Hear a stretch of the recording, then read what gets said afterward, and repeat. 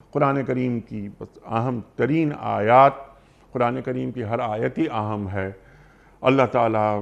اصول بتا رہا ہے کہ تمہیں زندگی کیسے گزارنی ہے۔ ارشاد فرمائیے اللہ تعالیٰ کا فرمان کیا ہے؟ بسم اللہ الرحمن الرحیم۔ سب سے پہلے تو اللہ تعالیٰ کی پناہ چاہتے ہیں شیطان کے ان وسوسوں سے جو کسی بھی شخص کے اندر غرور اور تکبر پیدا کرتا ہے، کوئی ایسا احساس پیدا کرتا ہے کہ جس کی بنا پر وہ راہ حق سے ہٹ کر باطل کی طرف خود بخود جانا شروع کر دیتا ہے۔ اور اس میں سب سے بڑا غرور کسی شخص کا تقوی کے اعتبار سے یا علم کے اعتبار سے یا دانائی کے اعتبار سے، یہ اللہ تعالیٰ کا بس خاص فضل اور اس کی رحمت ہے، اور اسی کی طلب کرتے رہنا چاہیے کہ اللہ جب تک سانس ہے، جب تک زندگی ہے، اپنے حق کو سمجھنے میں ہماری مدد کرتا رہے اور اس حق پر عمل کرنے کی توفیق دیتا رہے۔ ہم قرآن مجید کے طالب علم ہیں اور رسول اللہ صلی اللہ علیہ وسلم کے امتی ہونے کے ناطے سے اس بات کے مکلف ہیں کہ اللہ کے اور اس کے رسول کے پیغام کو سیکھیں اور دوسرے افراد تک منتقل کریں۔ آج کی یہ آیات یقیناً کئی حوالوں سے بہت ہی نمائندہ قسم کی آیات ہیں۔ خاص طور پر پہلا حصہ جو ہے، اللہ رب العزت نے ہمیں ایمان والوں کو جو اپنے آپ کو مومن کہتے ہیں انہیں مخاطب کرتے ہوئے یہ حکم دیا اور تعلیم فرمائی کہ یا ایھا الذین آمنوا لا تتخذوا الکافرین اولیاء، کہ تم کافروں کو اپنا سرپرست، اپنا ولی، اپنا دوست نہ بناؤ۔ اور اس سے یقیناً آپ نے جو سوال اٹھایا اسی کے ذریعے سے اس کا جواب ہمیں ملتا ہے کہ اس سے مراد وہ تمام کافر کہ جو نہ صرف یہ کہ اللہ کو نہیں مانتے، اللہ کے رسول کو نہیں مانتے، اہل ایمان کے ساتھ وہ ایک طرح کی دشمنی قائم کیے ہوئے ہیں، اور وہ کوئی موقع ایسا نہیں جانے دیتے کہ جس میں وہ یا اللہ تعالیٰ کے قرآن کے خلاف کوئی ہرزہ سرائی کریں یا رسول اللہ صلی اللہ علیہ وسلم کے بارے میں کوئی گستاخانہ بات کہیں یا مسلمانوں کو جسمانی طور پر، مادی طور پر، فکری طور پر گمراہ کرنے کی اور انہیں نقصان پہنچانے کی کوشش نہ کریں۔ تو ایسے وہ تمام لوگ کہ جو مسلمانوں کے دشمن ہیں اور وہ کافر بھی ہیں، تو اللہ تعالیٰ بار بار خبردار کر رہا ہے کہ تم سب سے پہلے تو اپنے دشمن کو پہچانو، اور جب دشمن واضح ہو چکا ہو تو پھر انہیں اپنا سرپرست، اپنا ولی اور اپنا مددگار اس طرح سے نہ بناؤ کہ بالآخر بات یہاں تک پہنچ جائے کہ تم یہ گمان کرنے لگو کہ بس یہی ہماری حفاظت کریں گے تو ہم محفوظ ہوں گے، یہ ہماری مدد کریں گے تو ہم اس مشکل سے نکلیں گے، یہ ہماری پشت پناہی کریں گے تو ہم ان مصیبتوں کا سامنا جو ہے وہ آسانی سے کر پائیں گے۔ پھر وہ اللہ پر بھروسہ آہستہ آہستہ کمزور پڑنا شروع ہو جاتا ہے، اور پھر ان قوتوں کا سہارا تلاش کرنے کے لیے دن رات کوششیں شروع ہو جاتی ہیں۔ اس کی سب سے واضح مثال اور کتنی شاندار اور اچھی مثال ہے، جناب رسول اللہ صلی اللہ علیہ وسلم ریاست مدینہ قائم کر چکتے ہیں، اور بالکل ابتدائی ہی زمانے میں، ریاست کے بالکل ابتدا میں غزوہ بدر کا موقع آ جاتا ہے، اور غزوہ بدر کہ جسے اللہ رب العزت نے یوم الفرقان قرار دیا ہے کہ حق اور باطل، خیر اور شر کے درمیان میں فرق کر دینے والا دن، جیسے قرآن حق و باطل میں فرق کرنے والی کتاب ہے، غزوہ بدر جو ہے وہ حق اور باطل کے درمیان میں فرق کر دینے والا ایک دن ہے۔ اور اس دن کے حوالے سے جتنے بھی ایکشنز، جتنے بھی کام اور جتنے بھی کردار سامنے آئے، وہ قرآن مجید کے بہت سارے احکام کی تفسیر بنتے چلے گئے۔ بہت تھوڑی سی تعداد، تمام تر روایتوں کو اکٹھا بھی کیا جائے تو بمشکل 313 افراد، اسلحہ نہ ہونے کے برابر، اور گھوڑ سوار تو نظر بھی نہیں آتے تھے۔ اتنی کم مائگی اور بظاہر ایک بہت ہی چھوٹی سی جماعت، اور اس کے مقابلے میں ایک بڑی قوت موجود تھی جس کی تعداد کی وضاحت اور اسلحوں کی تفصیل بتانے کی ضرورت نہیں، لیکن یہ کنفرم ہے تمام تر مفسرین اور تاریخ دان اور سیرت نگار متفق ہیں کہ ایک طرف ایک چھوٹی سی جماعت، محدود اسلحہ، محدود وسائل، اور دوسری طرف ایک بڑے کر و فر والی جو ہے وہ جماعت جس میں کئی قبائل بھی شامل تھے. اس موقع پر یعنی یہ جو انتہائی سینسیٹیو موقع ہے کہ جس میں آدمی ایک ایک سہارا تلاش کرنے کی کوشش کرتا ہے. دوران سفر جب آپ صلی اللہ علیہ وسلم اپنی جماعت کے ساتھ بدر کے میدان کی طرف سفر کر رہے تھے تو ایک ایسا جنگجو اور شاہ سوار سامنے آیا جو اس علاقے میں معروف تھا کہ یہ بڑا توانا اور جنگ کی بڑی مہارت رکھتا ہے. رسول اللہ صلی اللہ علیہ وسلم کے پاس آیا اور کہا کہ میں آپ کا ساتھی بننا چاہتا ہوں اور جنگ میں آپ کی طرف سے لڑنا چاہتا ہوں. آپ علیہ السلام نے فرمایا کیا تم اللہ کو اور اللہ کے رسول یعنی مجھے اللہ کا رسول مانتے ہو، اللہ کو اپنا الہ مانتے ہو؟ تو اس شخص نے کہا کہ نہیں، میں اللہ کو نہ الہ مانتا ہوں اور نہ آپ کو اللہ کا رسول مانتا ہوں. تو آپ علیہ السلام نے بالکل دو ٹوک انداز میں کہا کہ ہمیں تمہاری مدد کی ضرورت نہیں ہے. کچھ فاصلہ طے کرنے کے بعد وہ شخص پھر سوچ سمجھ کے واپس آیا اور پھر آفر کی کہ جناب میں آپ کی مدد کرنا چاہتا ہوں اور اس موقع پر آپ کو مدد کی ضرورت ہے، مجھے اپنا ساتھی بنا لیں.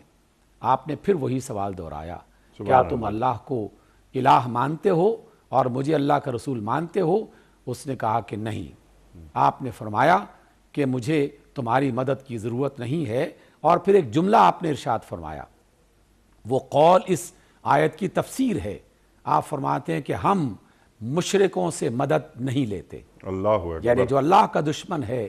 جو اللہ کے رسول کو نہیں مانتے، ہم اس سے مدد نہیں لیتے. وہ شخص پھر چلا جاتا ہے اور تیسرے مرتبہ پھر ایک اور مقام پہ جب پہنچتے ہیں، یعنی درمیان میں جو وقت گزرا، پھر آ کے وہ آفر دیتا ہے اور کہتے ہیں کہ میں آپ کی مدد کرنا چاہتا ہوں. آپ نے اپنا پھر سوال وہی دہرایا کیا تم اللہ کو الہ مانتے ہو؟ اس نے کہا کہ ہاں میں اللہ کو الہ مانتا ہوں. کیا محمد کو اللہ کا رسول مانتے ہو؟ اس نے کہا کہ ہاں میں محمد صلی اللہ علیہ وسلم کو اللہ کا رسول مانتا ہوں. آپ نے فرمایا کہ ہاں اب آؤ، اب آپ ہمارے ساتھی ہیں اور ہمارے لشکر کے مجاہد ہیں. کتنی واضح بات ہے کہ اس موقع پر کہ جب ایک ایک چیز کی ضرورت تھی اور طاقت اور سہارے کی ضرورت تھی، آپ علیہ السلام نے کتنے دو ٹوک انداز میں اس کو محض اس بنیاد پر انکار کیا کہ تم چونکہ اللہ کو اور اس کے رسول کو نہیں مانتے اس لیے ہم مشرکوں سے مدد نہیں لیتے. اور یہ بات ہے حالت جنگ کی. گویا کہ یہ بات بھی واضح ہو گئی کہ کسی بھی یہودی سے، کسی بھی عیسائی سے، کسی بھی غیر مسلم سے جو اللہ رسول کو نہیں مانتا، چیزوں کا لین دین نہیں ہو رہا. عام زندگی کے معاملات میں غمی خوشی میں ایک دوسرے کی شرکت اور سہارا اس کا تذکرہ نہیں ہو رہا. یہ ہے مدد طلب کرنے والی بات، سرپرستی والی بات، اسے اپنے راز میں شریک کرنے والی بات، اپنی قوت کو بڑھانے والی بات، اپنی حفاظت کا ذریعہ تلاش کرنے والی بات. اس حوالے سے در حقیقت آپ صلی اللہ علیہ وسلم نے یہ بات بالکل واضح فرما دی کہ ہمیں تمہاری ضرورت نہیں ہے. اور آج کے موجودہ دور میں بھی یہ آیت بالکل نکھر کے سامنے آ گئی. اور میں تو سمجھتا ہوں کہ انیق بھائی یہ اللہ کا کرم ہے کہ یہ آیت ابھر کے سامنے آ گئی ہے، اور خاص طور پر وہ ملک جس میں پاکستان سر فہرست ہے، افغانستان، ایران اور ترکی، باقی عالم اسلام بھی ہے، لیکن میرا نقطہ نظر اس حوالے سے یہ کہ ان ممالک کو بطور خاص اس آیت سے یہ رہنمائی لینی چاہیے، اور باقی بھی عالم اسلام کو اس آیت کو اپنے سامنے رکھنا چاہیے کہ وہ لوگ کہ جو دنیا کی بڑی طاقتوں کو یہ سمجھنا شروع کر چکے ہیں کہ یہ ہمارے ساتھ آ گیا تو ہم بچ جائیں گے، یہ قوت مل گئی تو ہم محفوظ ہو جائیں گے، یہ قوت مل گئی تو ہم ترقی یافتہ ہو جائیں گے، وہ ایک بہت بڑی بھول میں مبتلا ہیں. اور موجودہ حالات میں تو یہ باتیں بالکل واضح اور نمایاں ہو چکی. پھر بھی اگر کوئی شخص آنکھیں بند کرنا چاہتا ہے اور وہ نہیں دیکھنا چاہتا تو وہ اس کی مرضی ہے، لیکن اللہ تو چیزوں کو دکھا رہا ہے، حالات اور واقعات سے بتا رہا ہے کہ کافروں پر بھروسہ کرنے والے اور اسلحے اور سائنس اور ٹیکنالوجی پہ بھروسہ کرنے والے بالآخر ناکام ہوئے اور آئندہ بھی ہوتے رہیں گے۔ ہاں، جس کا ایمان ہے، جس شخص کا یہ ایمان ہے کہ اللہ ہی سب سے بڑی طاقت اور اللہ کے رسول کی تعلیم سب سے بڑا سہارا ہے، تو پھر اللہ تعالیٰ ان تمام قوتوں کو ان کا غلام بنا دیتا ہے اور ان کی مدد کے لیے وہ اسباب مہیا کر دیتا ہے۔ اور پھر آپ نے دیکھا کہ اللہ کے رسول صلی اللہ علیہ وسلم کو مختلف غزوات میں اسی اصول کو بنیاد بناتے ہوئے اللہ تعالیٰ نے مدد فراہم کی، کبھی فرشتوں کی صورت میں اور کبھی خود انسان کے اپنے اندر ایسی طاقت اور ایسی قوت پیدا کر دی کہ وہ تمام چیزیں ہمارے لیے مثال بن جاتے ہیں۔ غزوہ بدر پھر دوبارہ ہماری رہنمائی کرتی ہے اس موقع پر کہ ابو جہل اپنے زمانے کا ایک بڑا توانا آدمی، سردار، بڑے بڑے جنگوں میں شریک ہو کر اپنی بہادری کا لوہا منوانے والا شخص، لیکن قتل کس کے ہاتھوں سے ہوا؟ 2 بچوں کے ہاتھوں سے، اور 2 بچوں نے جب شدید طریقے سے اسے زخمی کر دیا تو پھر اس کا گلا کس نے اتارا؟ اس علاقے میں مسلمانوں کا کمزور ترین فرد عبداللہ ابن مسعود، اور جب وہ ابو جہل کا گلا کاٹ رہے تھے تو ابو جہل نے یہ کہا کہ او چرواہے کے بچے، اور اس کو حقیرانہ انداز میں یہ جملہ کہا کہ تم بڑی اونچی جگہ پہ چڑھ گئے ہو، اور اس کے باوجود بھی اللہ رب العزت نے اس کا سر جو غرور سے پر تھا اس کو عبداللہ ابن مسعود کے ذریعے سے کٹوا کے اسے ذلیل اور بالکل ذلت میں پہنچا دیا۔ گویا کہ اللہ تعالیٰ بھی اسی طریقے سے قوتوں کو سامنے لے کے آتا ہے اور بتا دیتا ہے کہ نہتے لوگوں نے بھی، کمزور اور نحیف لوگوں نے بھی بڑے بڑے جابر حکمرانوں کو اور مخالفین کو زیر کیا ہے اور آئندہ بھی کرتا رہے گا۔ اس لیے سکھایا یہ جا رہا ہے کہ جب تم اللہ کو رب مانتے ہو تو پھر اپنی قوت کا سہارا بھی اسے ہی بناؤ، کفار کے ساتھ امیدیں وابستہ مت کرو اور یہ مت سمجھو کہ وہ مدد کرے گا تو پھر ہماری بات بن جائے گی۔ انیق بھائی، اس کا ایک دوسرا پہلو بھی ہے جو قابل غور ہے اور جو ہمیں بطور خاص سیکھنا چاہیے، کہ جب ہم یہ کہتے ہیں کہ کفار کو اپنا دوست نہ بناؤ اور ان کا سہارا تلاش نہ کرو، تو کچھ لوگ فوراً یہ اعتراض کرتے ہیں کہ جناب کس بھرتے پہ یہ بات کر رہے ہو، اسلحہ ان کا استعمال کرتے ہو، وسائل ان کے استعمال کرتے ہو، ٹیکنالوجی ان سے لیتے ہو، اور پھر کس بنیاد پر یہ کہہ سکتے ہو کہ ہم ان سے سہارا نہیں لیں گے؟ یقیناً یہ قابل غور بات ہے، لیکن اصل بات یہ ہے کہ یہ وسائل خریدے جا سکتے ہیں، ٹیکنالوجی خریدی جا سکتی ہے، اور اس کے ساتھ ساتھ رسول اللہ صلی اللہ علیہ وسلم نے دوسرا بھی راستہ سکھایا کہ تم خود اپنے اوپر اعتماد کرتے ہوئے خود کفیل بننے کی کوشش کرو۔ تلواریں خریدی گئیں، اسلحہ خریدا گیا، زیریں خریدی گئیں، لیکن اس کے ساتھ ساتھ مسلمانوں کو انکریج کیا گیا کہ تم خود اپنے پاؤں پہ کھڑے ہونے کی کوشش کرو،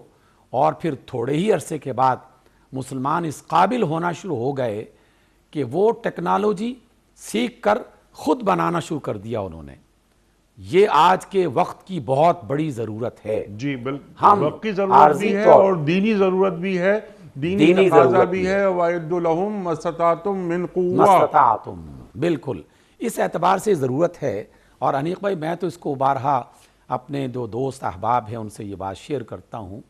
اور اس پیغام کو پہنچانے کی ہم کوشش کرتے رہے ہیں اور کرتے رہیں گے انشاءاللہ۔ دیکھیے، ہم جب کوئی بنی بنائی چیز باہر سے مستعار لیتے ہیں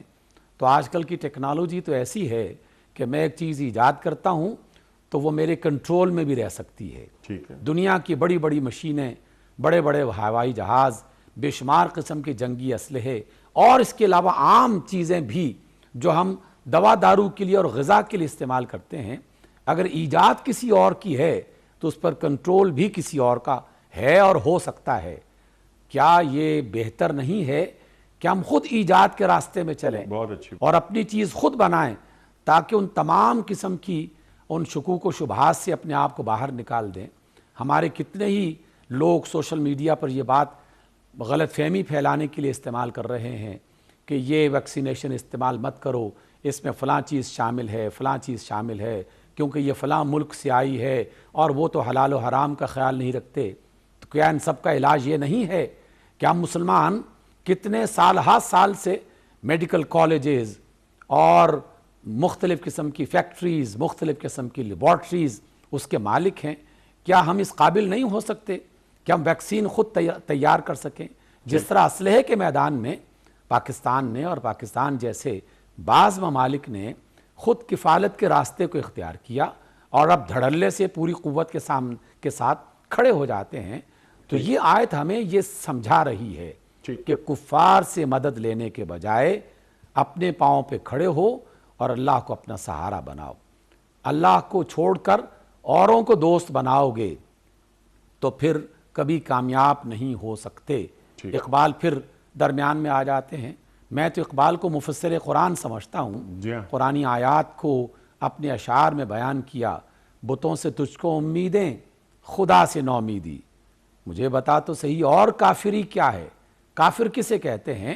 کہ جو اللہ کو چھوڑ کر غیر اللہ پر امید وابستہ کر دے اور اس سے وابستہ کرنے کے بعد اسی پر بھروسہ اور اعتماد کرنا شروع کر دے۔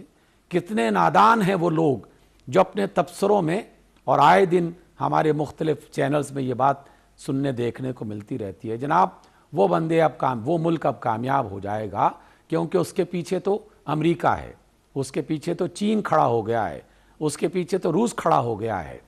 یہ جملے کوئی بہت اچھے جملے نہیں ہیں۔ یقیناً ان ملکوں سے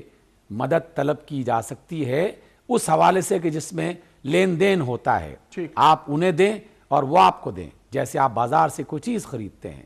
لیکن